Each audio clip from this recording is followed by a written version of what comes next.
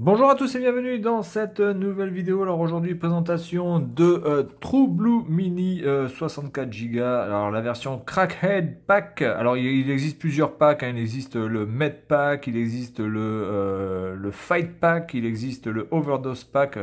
Enfin voilà, il existe énormément de packs de ce type de clé USB avec différents jeux à l'intérieur. Alors moi j'ai pris le Crackhead Pack avec notamment pas mal de jeux de plateforme.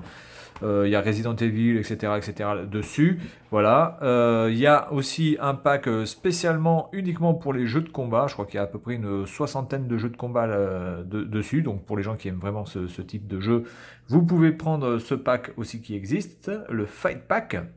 Et donc on va tester ça sur la PlayStation Mini. Alors je ne voulais pas présenter parce que honnêtement, je pense pas que ça en vaille la peine. C'est vraiment pas une mini sur laquelle on peut ou on doit s'attarder. Hormis le packaging qui est plutôt bien fait et bien complet avec deux manettes, avec tout ce qu'il faut, une belle notice, une belle boîte, etc. Tout le reste est franchement très moyen parce que bon, les manettes, il y en a deux, c'est très bien, mais les manettes sont franchement pourries. Les jeux qui ont été choisis sont pas franchement les jeux que moi j'aurais choisi, en tout cas pour la plupart. Je trouve pas vraiment le choix très pertinent. Les manettes donc sont d'un plastique plutôt mauvais et en plus c'est pas une DualShock. Et pour compléter le tout, l'émulation, c'est pas forcément exceptionnel. Voilà, j'ai fait tourner quelques jeux dessus de manière. Enfin voilà, j'ai fait tourner Rayman, j'ai fait tourner Resident Evil Director's Cut. Ouais, je sais pas, je trouve qu'il y a quand même quelques latences. Je suis pas vraiment convaincu par l'émulation de cette machine. Par contre, ce qu'on va faire du coup, eh bien, c'est qu'on va en profiter d'avoir reçu ça pour tester un petit peu, voilà, et voir un petit peu les jeux qui sont dessus, comment ça se présente, etc. Donc dans le pack, alors ça vient de Chine, hein, évidemment. Peut-être qu'il y a le virus dessus, peut-être que je vais être infecté, peut-être que je vais crever. Nous n'en savons rien. Donc dans ce pack, vous avez évidemment, vous avez la clé USB 64 Go qui est plutôt sympa, voilà, d'un beau bleu. Vraiment sympa, plutôt pas mal faite. Bon, après, ça reste quand même que du plastique de base, mais globalement, ouais, c'est plutôt correct. Et vous avez en plus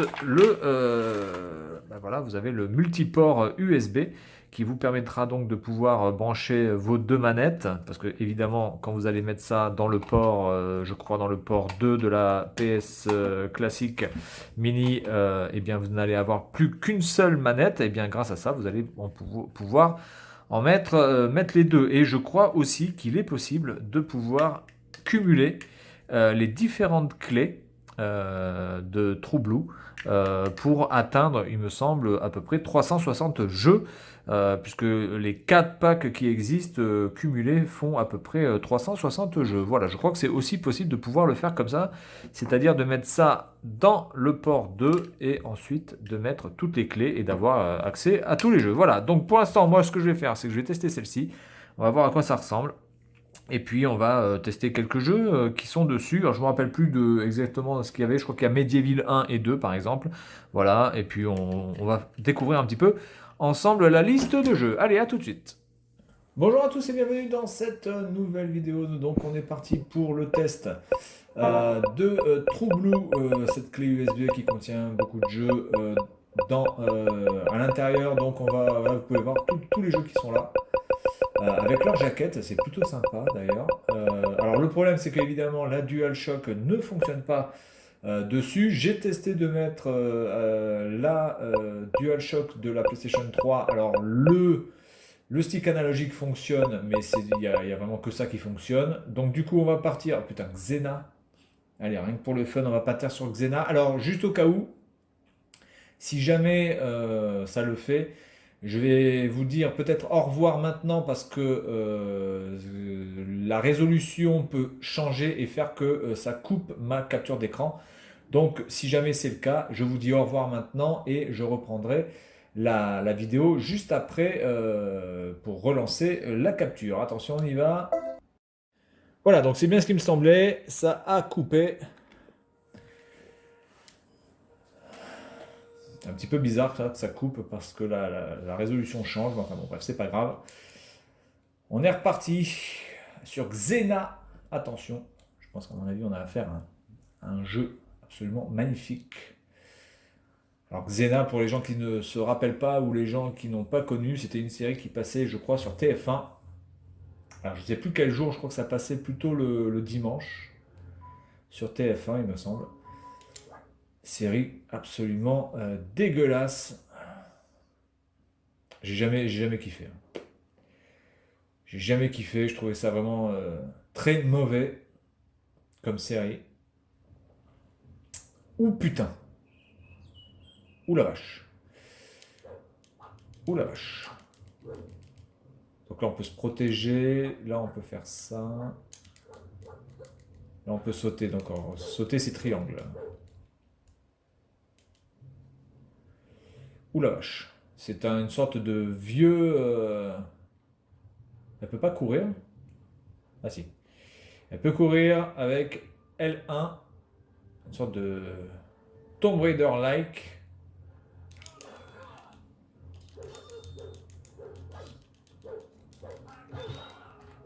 Combat absolument magnifique. Non, c'est vraiment dégueulasse quand même. Hein. La PlayStation 1 est quand même capable de faire beaucoup mieux que ça. Il voit que dalle. Est-ce qu'on peut... Ah oui, on peut pas bouger la caméra parce que évidemment on n'a pas accès à la DualShock.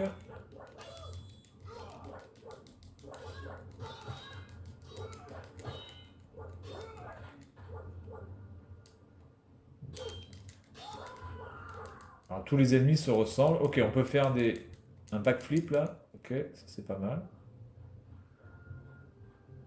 Alors le problème c'est que évidemment si on n'a pas de solution pour mettre une manette avec le DualShock qui fonctionne, eh bien ça limite quand même le nombre de jeux auxquels on peut jouer de manière agréable, on va dire. Donc si vous avez une manette qui fonctionne, une référence de manette qui fonctionne, je suis preneur. Est-ce qu'une manette de PC compatible PS2 pourrait fonctionner?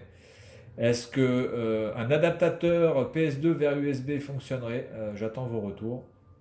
Si jamais vous avez une idée là-dessus, parce que là, évidemment, tous les jeux...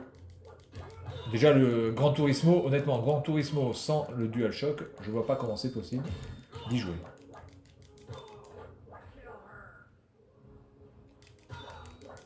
Alors, en fait, c'est un beat'em all. What's going on? Bon, ok, allez, c'est bien pourri. Alors, on va faire un autre jeu. On va faire un autre jeu. Et puis, on va s'arrêter là. Bust a Move, ouais, super. Castlevania, Symphony of the Night, énorme jeu ça.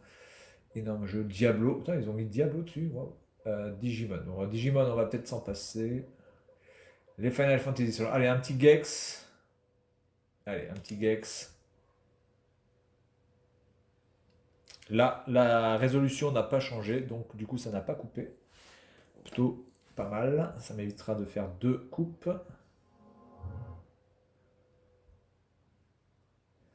Voilà, en tout cas, bah, écoutez, cette clé USB fonctionne très très bien. Rien à dire. Voilà, donc déjà, c'est un peu plus joli. 99. New Game.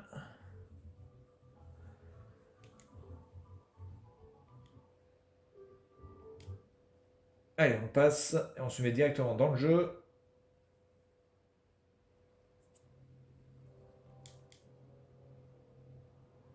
Ok. Je sais pas pourquoi je le voyais en 2D ce jeu, mais bon, en fait, non, pas du tout.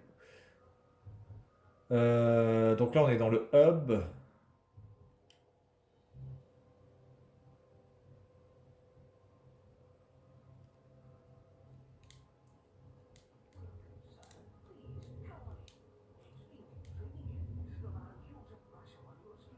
Est-ce qu'on va arriver à aller au premier niveau, oui ou non? D'accord, en fait, c'est un tutoriel, en fait, ça. D'accord, c'est un tuto. D'accord, donc là, voilà, c'est juste un tuto, en fait. Donc, écoutez, on va s'arrêter là.